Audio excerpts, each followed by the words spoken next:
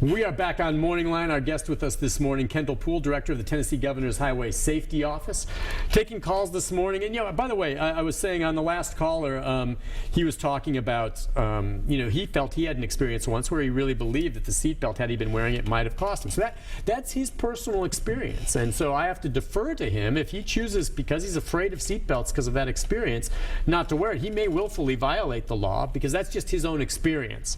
But the big picture, for those of us who aren't through this, if you look at the numbers, Kendall, prove that the vast majority of the cases, you have a better chance of surviving a wreck if you have a seatbelt on as opposed to not wearing one. There's no disputing that statistically. There is no disputing that statistically. And if you look at the seatbelt usage percentages across the country, we're still considered a low seatbelt use state. Any state under 90% is considered a low seatbelt use state.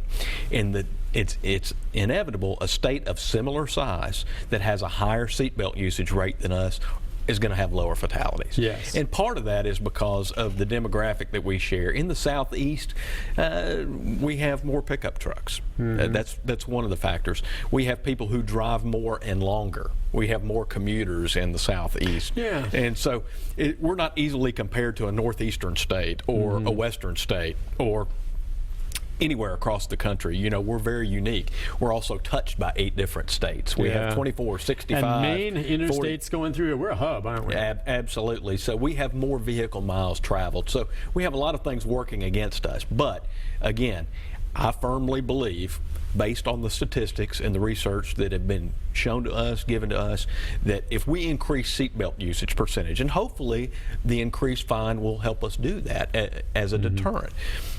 If we increase seatbelt usage 5, 6, 7%, that represents thousands of Tennesseans that will be wearing their seatbelt and increase their chances of survival. Let's go next to Faye. Hi, Faye. Hello, Good morning, Faye. it's Jay. Oh, hi, Jay. What's on your mind? Well, I have a comment and a suggestion, and I'm not going to tell you what it is, but I'd like to know if I send it into somewhere, where would I send it? And it would be just not put in the wastebasket. Oh, you mean for the safety office? Oh yeah, you can. Yeah, how do you contact? You want to email us? No, I don't have that. Okay. Well, I can give you our address if you'd like to send us something.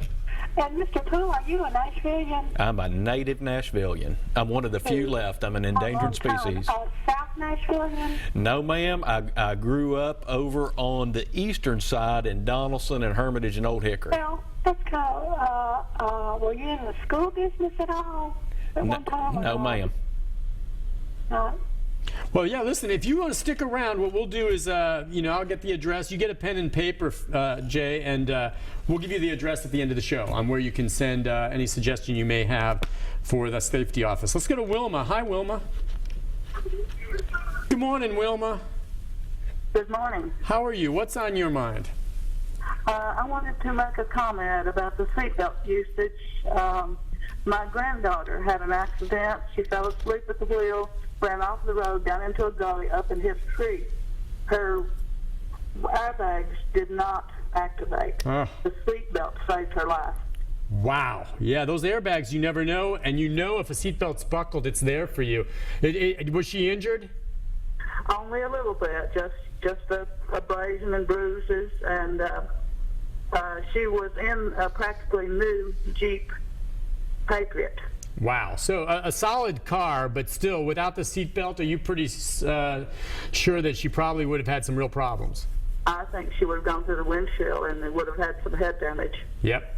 That's a perfect example. Yeah, Thank you for your call. Great example, Thank you, Wilma. Wilma, Thank you for that. Okay. Bye-bye. Yeah, I mean, in case, it's interesting. About 2 or 3 weeks ago, I was driving in on I-40 from Wilson County to work, and I'm cruising along, and all of a sudden this car goes past me kind of fast, and I don't know what happened, if the guy had a seizure or what, but he all of a sudden swerved in front of me, hit one of those roadside median, the big pillars that go in with the metal railing, just 70 miles an hour, smack, head first. And I'm driving, I'm now about 100 yards behind, and I see the car go whoop up and then land right on its roof and then flip and then land in the ravine on the shoulder there just before Hermitage.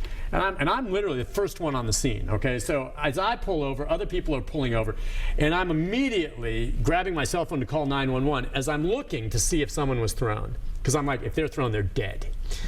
And both of them were still in the car. And then at that point, they were both conscious, and some other people came while I was calling 911 and actually took the individuals out. They wanted out. I wasn't going to move them myself. I was thinking, wow, what if they have a neck injury? But the belts were on and kept it. But I mean, when you witness it yourself that way, I'm just like, there's another example. Because I got out and I started looking in the brush thinking, okay, someone got thrown, they're dead.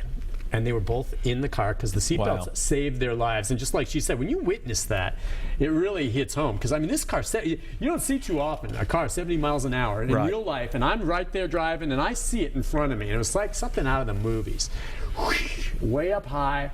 Wow. Flipping and then set. And I'm like, I think I witnessed some fatalities here. And both of them emerged with bumps and bruises. Unbelievable. And another great example for seat belts. You know, and Nick, that brings us to another point. You know, we talk about, we don't know whether they swerved because it could have been a medical issue. Yeah, I don't know what happened there. It could have been distracted driving. Sure. It could have been drowsy driving. And one thing that we've really focused on with our impaired driving, the booze it and lose it, is the explosion of prescription drugs combined with illegal narcotics. Drug impaired driving is an epidemic. You don't think about that. Almost as bad as distracted driving. So, you know, we just need folks to know, you know, if you're taking prescription drugs and it says do not operate heavy machinery, well, guess what? A car's heavy machinery. By the way, with regard to that, certainly if you're on prescription drugs and you're impaired, you know, the field sobriety test might catch you, but you're not. That's not going to be detected by the breathalyzer, would it? No, it won't. Like if you're taking OxyContin or something, for pain, that doesn't get picked up. But now, if you can't walk a straight line, that's enough to nail you also. It is, and you look at enforcement, and there is something called a mandatory blood draw that was passed by the legislature a couple of years That's ago. Going to get you too. So obviously they have a registered phlebotomist or take you to the hospital, and it's a mandatory blood draw to do that if they feel like there is drug impairment there. I mean, you may blow and you're not blowing anything. Oh yeah. But you're visibly impaired. So you can't it's in your stand blood. up. And it's in your blood. You can't stand up. So drug impaired driving. Obviously, when you look at the stats, Nick, you probably know this better than I do, but isn't Tennessee still the second most prescribed state across the country? This state is a pill mill. so we talk about prescription drugs and pills, and that's impaired. Yep. So impaired driving, we continue to work with the District Attorney General's Conference and prosecution, and the governor's done a terrific job in trying to get a handle through the governor's public safety subcabinet. Commissioner Bill Gibbons leads that, and trying to get a handle on the pill issue and the drug issues. It's very tough right now. Let's see, I'm sorry, who was on line two? Let's say, caller, are you there? Yeah. Go ahead. All right. I think it's a good program. I was talking. They need to, media-wise, show, check your mirrors before you drive. Pre-fight stuff, as I'd say. Oh yeah. Well, you know what? Bob was just dropping down. I heard that's a new one. Yeah. Check the mirrors. Things like. One thing I tell my young son is he's going to get ready to drive is he can do everything right. And that's what I don't worry so much about him, and I don't worry so much about me behind the wheel. I worry about all the others out there, because what you were just saying, my mind went to, you have no idea. Every day when I'm driving to work, gosh knows how many people I'm sharing the road with that are on some kind of medication. Right. Even this time of year, cough syrup will do it to you if you got codeine in there. And so my thing is defensive driving is more than anything else. Don't worry so much about yourself. You know how to drive. You're going to do well. But you have to take into account the meathead that you share the road with. That's just the way I look at it. That's your public safety message from Nick Barris. The meathead that you share the road with. That either is texting, not paying attention, doing drugs, drinking. You need to be ready to drive defensively. Don't trust signal lights. That's one thing I tell my son. I don't care. If you're ready to pull out into a main thoroughfare and someone's signaling to turn, don't trust it. Right. I've seen too many times where they don't turn, the thing just didn't click, and then you've got a T-bone. You wait until you see them start making the turn. Even if you've got time, it's not worth it. Well, you got to protect yourself against other drivers, man. You're exactly right, and the caller makes a great point. I mean, a pre-flight check is certainly not a bad idea. Yeah. You know, you Seatbelt, always mirrors. Yeah, you always want to regularly check your tires. All of those things that play into safety of your vehicle. And gosh, I mean, again, if we did that and we refrained from impaired driving, everyone wore their seatbelts, we watched our speed, we had no aggressive driving. I mean, think about how much we could reduce fatalities, how many more lives we would save in the state. Let's go to Steve. Steve, good morning. Good morning. Hey, Steve, go ahead. Okay, my comment is about yielding the right of way for people who get on the interstate. Oh, yeah. Many times I'm in the right lane and you don't have a chance to pull over to the left lane to give the person moving on the right of way. Yeah, that's crazy. I've been there too. So you have to stay in the right-hand lane. But many times I find the driver who is coming onto the interstate doesn't want to slow down. He thinks you're going to slow down and cut in front of you. He's supposed to yield the right of way. That's right, isn't it? I mean, if you're merging, now, I understand. I get frustrated sometimes when I'm trying to merge and I see someone there and there's no reason they can't move over. They see me and they still stay in that lane. That pisses me off, all right? Now, a lot of times, though, he's right. You're in that lane and you see someone merging and there's a car right to your left. And you can't move over. At that point, you just have to roll with it. You slow down or you accelerate.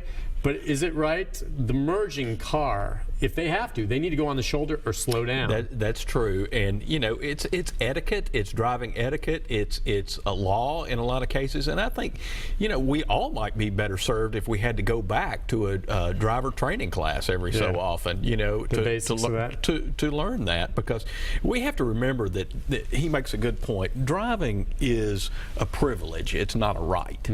Okay, and we think when we turn 16, it's my right, I get to drive. Well, we have to remember that it's still a privilege to have your driver's license, and that means that you're maintaining all of the laws and you're following the rules of the road, whether it's right of way or whether it's anything else. Yeah, you've got to you have your insurance, you have to pass the driver's test, and all of that type of thing.